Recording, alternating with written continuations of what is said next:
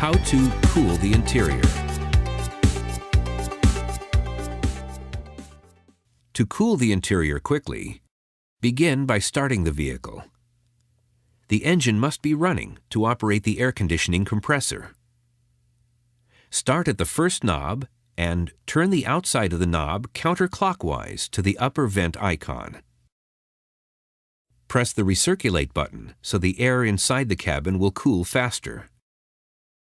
At the second knob, turn the fan speed control up to the number 4. At the third knob, turn the outside of the knob counterclockwise all the way to max AC for maximum cooling. Once the interior reaches a comfortable temperature, you can switch from recirculated to fresh air.